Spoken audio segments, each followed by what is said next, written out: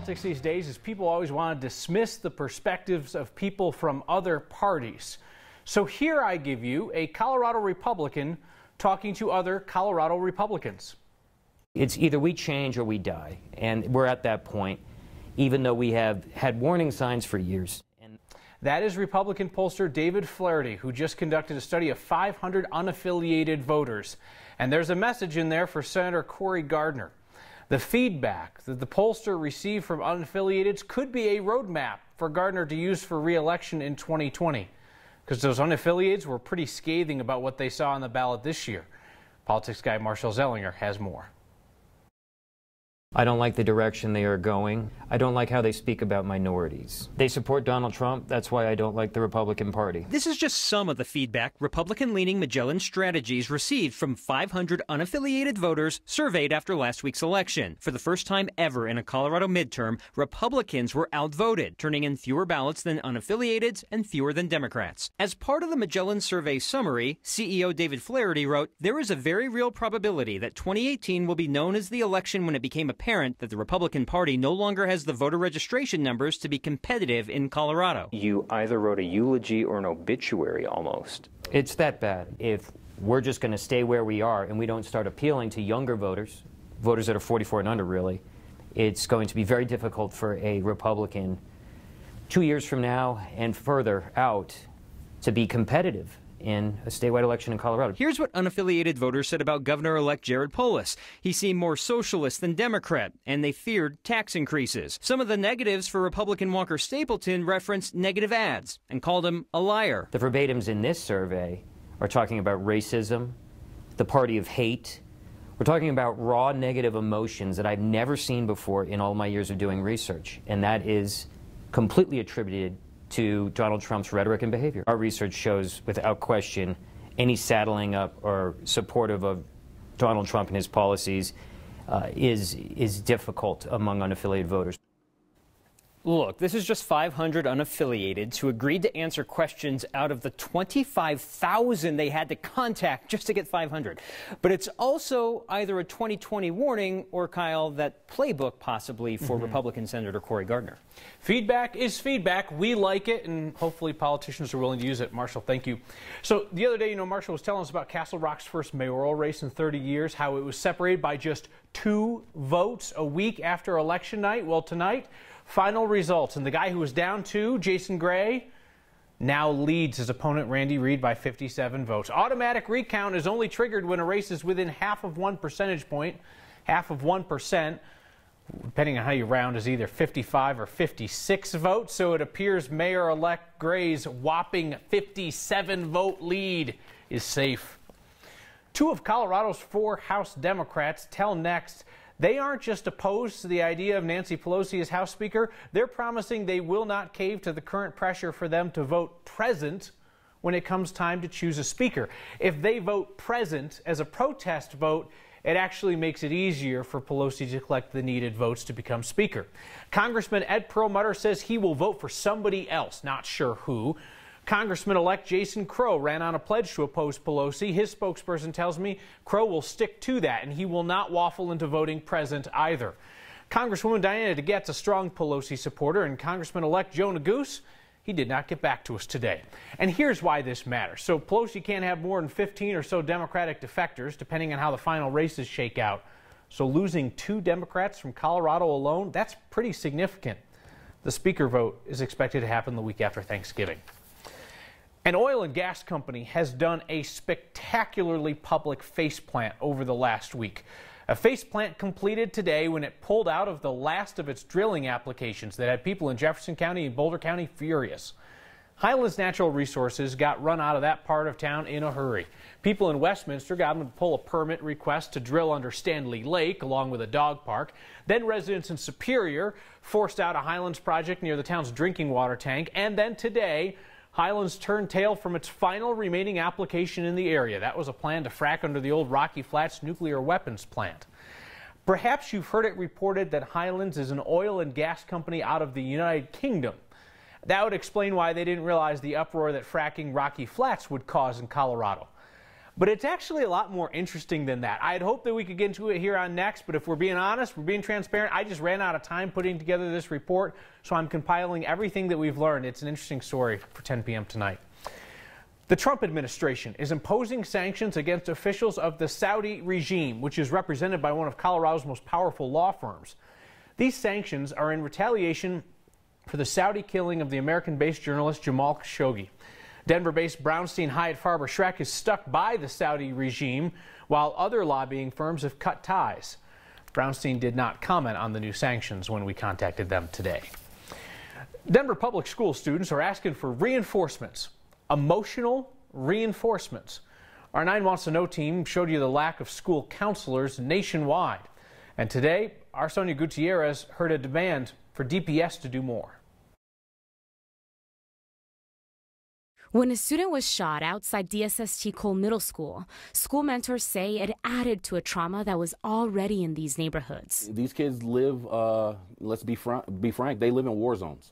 So when you throw that kind of thing in with, with the injuries, with hearing weapons go off every night, all night, that's traumatic. That adds to trauma. That's why Jason says students have had enough and are asking for help. Getting them the help they need is just one thing that we should do. Heather Lamb with DSST Public Schools agrees students need more help, like from counselors, but says it's not that easy. The question about is there enough? Is there ever enough? I don't know. It's a tough one. Right after the shooting, DPS sent counselors to the school for 2.5 weeks. But students speaking at Thursday night's Denver Public Schools board meeting are asking for more counselors and social workers. But there's always trade-offs. And in public education, hiring one additional social worker means hiring one less teacher. It all comes down to money. There's a finite pool of resources in public education, and we're constantly trying to figure that out. If we're good parents, school administrators, and people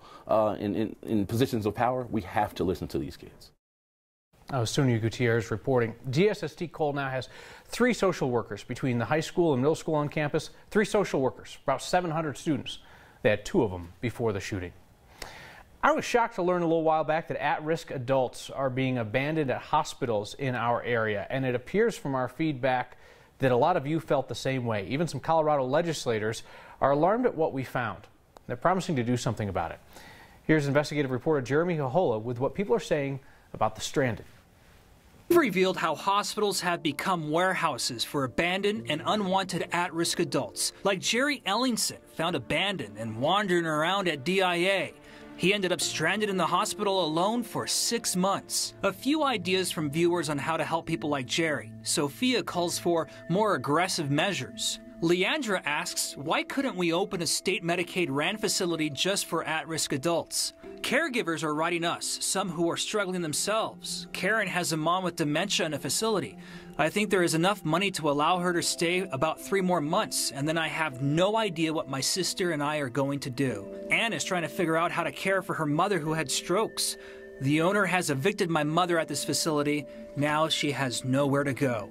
State lawmakers are paying attention to our reporting too, like Republican Senator Beth Martinez-Humenick, who wants nursing homes and hospitals to work together. Hospitals should want to be and should be willing to help the communities that they're in. But we need to work together to find the answers that are going to work for Colorado and for the people who deserve to be treated with dignity and respect. Democratic lawmaker Jonathan Singer comes from a social work background. Well, the silver tsunami is coming, whether we like it or not. In the next 10 or 20 years, we're all going to be experiencing this in some way or another.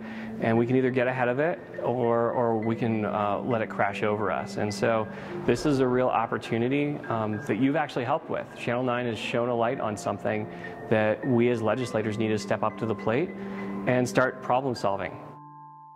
The death of a gifted artist left much of his work undone, so his wife gave it to others. It was a very impactful experience for me. It's up to them to finish his legacy. That was so scary. It was hard for me to really get in that mode. A soldier from Colorado needs help finding the journal he kept in Afghanistan. Inside, it's priceless. Outside, I mean, you'd probably check it aside with the rest of the used school books that you'd see. And taking a mountain lion home as a pet.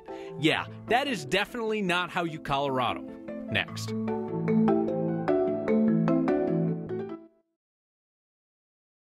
This place was saving my life, providing me that which I couldn't provide for myself. The homeless and less fortunate just need a second chance and a second opportunity. The Food Bank of the Rockies is everything. As a human being, we have an obligation to our fellow man. If you're donating for any other reason, you're donating for your own humanity. We need your help. Donate non-perishable food, clothing, toys, and cash to 9 Cares Colorado Shares on November 17th. Give someone in need a second chance.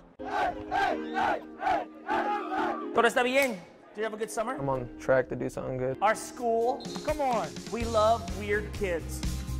This is me. Place was like, wow. It's going to be great today.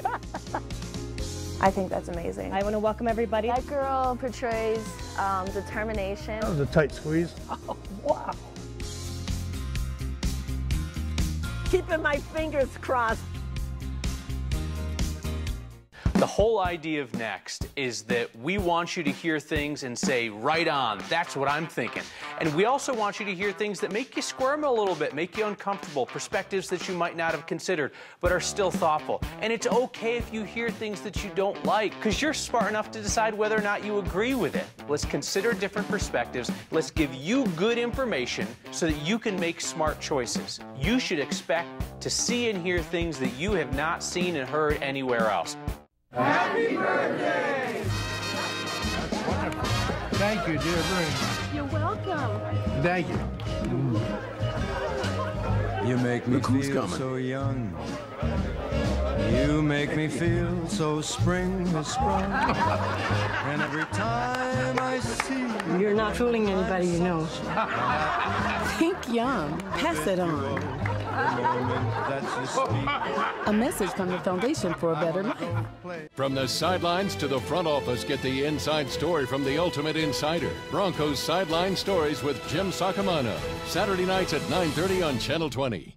Was feeding the poor thing bratwurst, which made it sick, posted photos on social, which is how wildlife workers were able to catch up with the pet and take it to the nonprofit Wet Mountain Wildlife Rehab in Wetmore. That's not how you Colorado.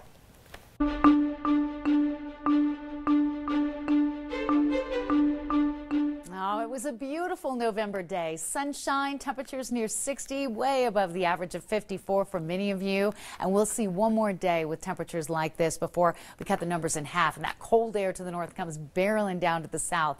Winds out of the southwest will push temperatures back close to 60 again tomorrow and keep the cold air at bay. But there are winter weather and travel advisories out for Wyoming and Montana for snow. And that snow is coming here to the Front Range when you wake up on Saturday morning, and maybe freezing drizzle before that. Heaviest snow looks concentrated north of Denver through Fort Collins up into Cheyenne, but we'll see a little bit here on Saturday afternoon. I think what you'll notice the most on Saturday, though, is the cold. Tonight, fair skies and 30. Tomorrow, we have a little more cloud cover around, beautiful mountain wave in the morning. We have highs in the 30s with light snow Saturday, lows in the teens, clearing mid-40s on Sunday, and then a warming trend. Looks like a great week of travel with temperatures close to 60 degrees for the holiday on Thursday, Kyle. Kathy, thank you. Somebody broke into Omar Olivas' home in Longmont, took the uniform he wore in Afghanistan. What Omar really wants back is the journal he kept during the war. My name is Omar Olivas. I served overseas in Afghanistan for most of 2017. This is a picture I carried with me the whole time I was gone. I kept a journal when I was stationed in Afghanistan, when I was overseas there during my deployment. I would describe it as probably one of the most ordinary, plain-looking notebooks. Inside, it's priceless. I wrote about major things that I feel influenced who I am and how I perceive things. There's so much camaraderie, brotherhood, there's personal growth. That kind of information is what is inside that book for me, those experiences and those memories. Just something that I could share with my family, with my kids growing up, you know, when the time was right. So, yeah, it's got a lot of value to me. I made the mistake of leaving the garage door open, and the next morning I went to retrieve a pair of warm socks I thought I had left inside of my go bag, my military bag, and I discovered it missing. It was the only thing missing in my entire garage. But this bag, it contained my notebook. It doesn't really bother me that the bag and the rest of the contents were stolen. Monetary, you know, we can find ways to replace that. But that book with those memories, that's irreplaceable. It lost a big part of me that I was relying on being able to pass forward.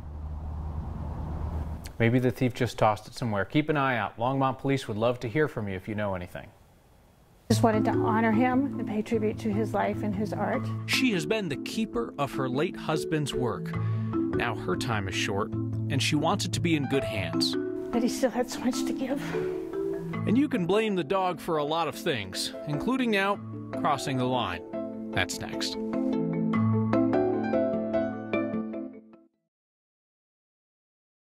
Get to know the Johnsons 5 nights a week. How about I give you $100? No, 200, and you agree not to have any more children. Okay, that's a decision I have. No. A traditional family. I'm here to help. You're not Mom. Where's Mom? And an unconventional comedy. I think you look good for your age, Dad. 40's not bad, right? You're only 40? Good Lord, you've lived a hard life. Weekdays starting at 5 p.m. on Channel 20.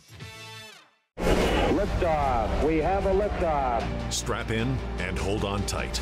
The all-new Quest network is here. Enter the worlds of our compelling characters. Join in on amazing adventures. Witness man's most stunning conquests. And be prepared to be inspired and entertained. The best new channel on television is now on 9.5. Quest. Let's explore. There have been frightening things in the news lately, familiar things for many Coloradans. Check in with your family and friends. If you or someone you know needs mental health support or emotional help, it's available right this second. A real person ready to provide real problem solving. Call or text Colorado Crisis Services. Let's take care of ourselves and each other.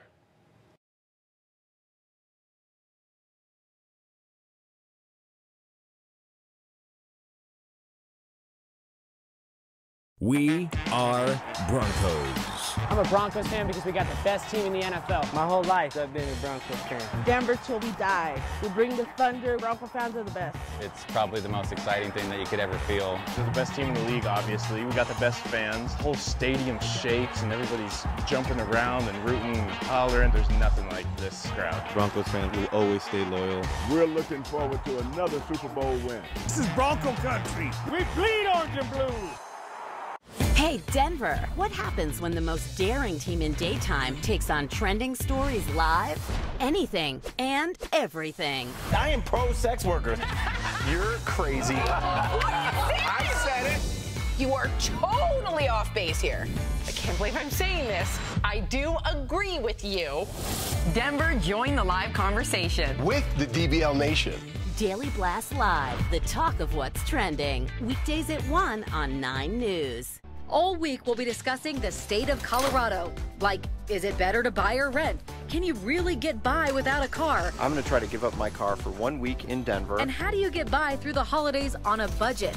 Join us weekday mornings for Getting By Week. A tribute to a gifted artist took a loving wife, dozens of pieces of his work, and a high school art class. Our Noel Brennan, photojournalist, and Herbst have that story. I usually work with colored pencils. No matter if you work with your hands I'm working with clay right now. or capture art with your eye, Some of your best pictures come from when you least expect it. find beauty in all you create. And I'm really into the gory horror thing. It's a lesson these students learned from an unexpected teacher. He was really fond of nature. He was really fond of the simple yet very impactful things. The class never met him, So that's my luxury, is that I get to be surrounded by his work. but Sandra Esparza knew him well. It always had a lot of movement, but She sounds like the accomplished artist it's like you can feel the champagne now. because she married him. He always worked hard. He was in the studio every day. Henry Esparza was lucky to have a wife Did you see this photo? who encouraged his creativity. My husband and his friend juggling rocks. How's that for smart? She teases Henry still, but it's only his art that's home to hear it. It was a sudden occurrence. When Sandra lost Henry in May, Beautiful, handsome man. she was left with his finest paintings There's a piece right here that's finished. And ones he never finished. I actually haven't touched or moved these pieces yet. I just have left them where they were. She knew what she had to do. They're beautiful pieces. With all of his work. And just get his art out there, you know, in multiple ways. The first way. Yeah, so scary. Frankly, terrified students at Lutheran High School in Parker. Yeah, for sure, it was scary. It was pretty intimidating. Sandra gifted the paintings Henry started to Mark Hollenbeck's class. Oh, okay. And asked his students to finish them. So we encourage them to take risks, and it really is a big risk to work on somebody else's artwork. I really had to step into the shoes of someone else. I don't know if I've ever seen anyone that focused. They finished the paintings in their own style and in their own way. It took me 2 months to do this tiny little thing. While students stressed, I feel this is his strongest piece. Sandra found a home for Henry's finished work. I love the simplicity of it. It's almost minimalistic. Denver's Bit Factory Gallery shuffled around shows and moved up the date of Henry's exhibition. This one, I really just want to get Henry's art out there. Timing meant everything to Sandra. What she's dealing with, and to be able to keep going and still have the drive to try to get his artistic vision out there, is just blows me away. May of 2017. So it's when they discovered I had a brain tumor. She tried treatment. Nothing worked in my case. So tried more than once. Lost my husband 3 weeks later. I was told nothing's working. So that's how that sequence went. But she still held on to her purpose. I said I just want to honor him and pay tribute to him. That's all I want. We want everything to look the best that it can be, so. This time, where's your artwork? It's not a professional show. Okay. Oh no! But one for artists in training. I am not nervous. I am nervous. Who am I kidding? A terrifying project became a tribute. Hello! Well worth the struggle. So good to see you. This is the day. Oh, look at that. That's cool. They shared it with Sandra. I called it Anything and Everything. Has a nice flow to it. So it's kind of the ideas start off small at first. You don't really know what they are. I don't know, the colors of it I was really attracted to. Work Henry started. Such a treat to my heart. Finally finished and framed. May I give you a hug? Yeah, sure. Thank you for your dedication. Thank you for doing it and taking it and owning it. The lesson they learned appreciate it too. Is now an artist's legacy. Thank you. Even in loss, We would love you. We would love it. there's beauty left behind. Just want it to live on, his legacy to live on. So.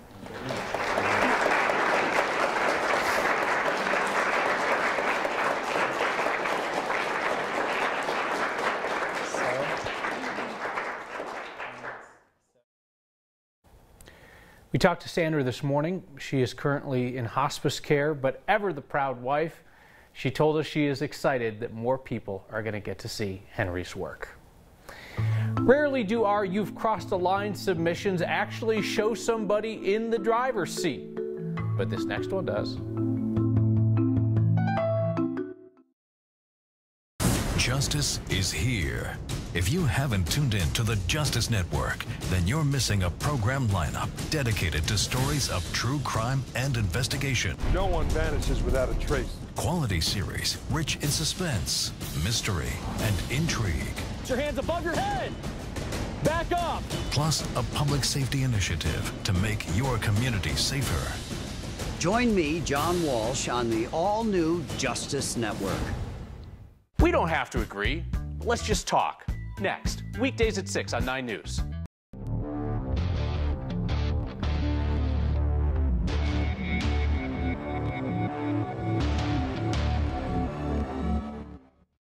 Girls are too much. Can I have your attention, everyone? That depends. Are you a cat video? Too funny. Here's your fish of the day. That day is last Monday. Too wild. Together. Caroline's got a date tonight. It's not a joke. I'm really going on a date. Stop it! Oh my gosh, I'm gonna pee! Two Broke Girls. 5 nights a week on Channel 20. I really didn't feel safe anymore at home. Sometimes I wouldn't eat. It was like this hunger pain in your stomach. It was just so lonely. I just felt like I was not important to anyone. I never thought homelessness could happen to someone like me. I remember coming here and I felt comfort, I felt safe. Graduating in valedictorian, getting a job, keeping the job, it's just a good feeling. Because I've completely turned my life around and made it into what I've always wanted it to be. There's people out there who can help. There's people out there who care. And things can get better. If you call 1-800-RUNAWAY, you will get connected to the help you need. Whether you want to improve your production skills or you're just starting out, Denver Open Media can help. Classes include production, studio, editing, graphics, and animation. Learn what it takes to make your own studio show with a full crew. Learn how to properly use lights, camera, and sound. Finish editing your short film or create your own graphics. Denver Open Media is a terrific resource for you to turn your idea into a reality. Sign up today at denveropenmedia.org. Well, this is a first in our series, You've Crossed a Line. Looks like just another bootleg parking job outside a bank in Cherry Creek until you realize, hey, we can see the driver. And that explains a lot, because this isn't a bad parking job. This is a really good parking job if you're a dog. Thanks to James for sending this in. Keep the photos coming. Next@9news.com is the email, or use the hashtag HeyNext. Bruce writes in, watch the segment about the person who kept the mountain lion as a pet. Disappointed you didn't take it further regarding wildlife as pets. Is it legal in Colorado? Was the person fined? It is most certainly illegal to keep wildlife as a pet. Not sure about a fine in this case. Martin says, it's time somebody speaks up for the people. Thanks, Kyle. You're the man. How can I be the man and also speak for the people? Seems like two separate things. Maybe we'll figure it out next time. Subscribe to the Next YouTube channel for the best of Next and some other stuff.